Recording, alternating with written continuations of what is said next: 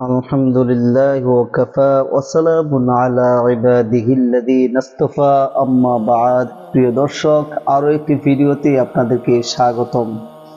দেশ ও দেশের বাহিরে থেকে যারা দেখছেন এবং শুনছেন, আল্লাহ পাক রব্বুল আলামিন সবাইকে ভালো রাখুন, সুস্থ রাখুন, আমিন।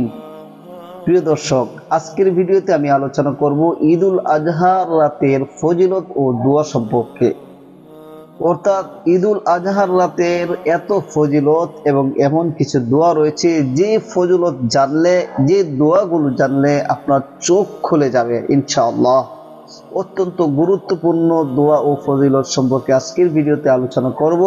ভিডিওটি শুরু থেকে শেষ পর্যন্ত একেবারে মনোযোগ সহকারে দেখবেন এবং শুনবেন এবং এই আমলগুলো করবেন। আল্লাহ তাআলা আমাদেরকে তৌফিক দান করুন, আমিন। প্রিয় দর্শক, ঈদ মানে শুধু উৎসব নয়, বরং ইবাদতের বিশেষ উপলক্ষ।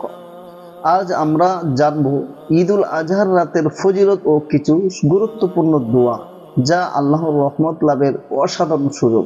ঈদুল আজহার রাত শুধু আনন্দের নয়, বরং নাজাতের রাত। আসুন জানি কি বলেছে কোরআন ও হাদিস। হাদিস শরীফে এসেছে, যে ব্যক্তি ঈদের রাতে ইবাদতের মাধ্যমে জাগরণ করে, তার অন্তর সেদিন মৃত হবে না, যেদিন সকল অন্তর মৃত হবে। সুবহানাল্লাহ। এই হাদিসটি বর্ণিত হয়েছে ইবনু মাজাহ শরীফের 1782 নম্বর হাদিসে। ঈদের রাত আল্লাহর বিশেষ রহমতের রাত। ইবাদতের মাধ্যমে এই রাত কাটালে অন্তর জীবিত থাকবে কিয়ামতের কঠিন দিনে। পবিত্র কোরআনে এই ব্যাপারে ইঙ্গিত রয়েছে, যেখানে রাতকে লাইলুন মুবারাকা বলা হয়েছে। সূরা দুখান 3 নম্বর আয়াত। আলেমরা বলেন, বিশেষ ইবাদতের রাতগুলো এই আয়াতের আওতায় আসে।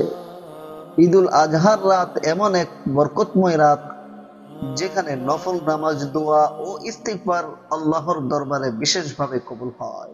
ঈদের রাতের একটি আমল হচ্ছে তাহাজ্জুদ নামাজ।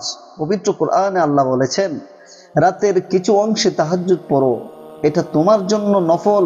আশা করা যায় তোমার রব তোমাকে মর্যাদাপূর্ণ অবস্থায় পৌঁছাবেন। সুবহানাল্লাহ। সূরা বনী ইসরাঈল আয়াত নম্বর ৭৯। ঈদের রাত জেগে কিছু রাকাত তাহাজ্জুদ পড়লে আল্লাহর কাছে নিজের সব প্রয়োজন চাওয়া যায়। ২ নম্বর আমল ইস্তিগফার ও তওবা।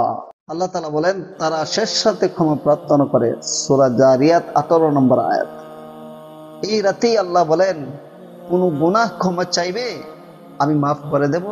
সহিহ মুসলিম ৭৫৮ নম্বর হাদিস। এই সুযোগ যেন হাতছাড়া না হয়। বিশেষ দোয়া, আল্লাহুম্মা ইন্নাকা আফুউন তুহিব্বুল আফওয়া ফা'ফু আন্নী।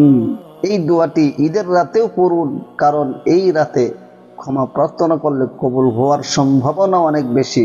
পবিত্র কোরআনে আল্লাহ তাআলা বলেন, এই কিতাব আমি নাজিল করেছি বরকতময় এক রাতে। সূরা দুখান আয়াত নম্বর ৩। রাতে কিছু সময় কোরআন তিলাওয়াতে দিন।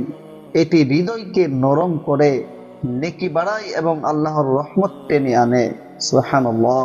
ঈদুল আজহার রাত এক ফজিলতপূর্ণ সময়। এই রাত হারাম করা নয়, বরং জীবনের মোড় ঘোরানোর সুযোগ। বন্ধু, ঈদের রাতে আনন্দ করো, তবে তা হালাল পথে। আর কিছু সময় আল্লাহর কাছে কাটাও, দেখবে তুমি অনেক হালকা লাগবে। এই ফজিলতের কথা অন্যদেরকেও জানান, শেয়ার করে সওয়াবের কাজে অংশ নিন। কমেন্টে লিখুন ঈদের রাতে আপনি কোন আমল করবেন ইনশাআল্লাহ। ভিডিও ভালো লাগলে সাবস্ক্রাইব করুন, শেয়ার করুন এবং পরবর্তী ভিডিওর জন্য অপেক্ষা করুন। আল্লাহ তাআলা আমাদেরকে উক্ত আলোচনার উপর, উক্ত দোয়ার উপর এবং আমলের উপর আমল করার তৌফিক দান করুন, আমিন। ওয়া আখির দাওয়ানা আলহামদুলিল্লাহি রাব্বিল আলামিন।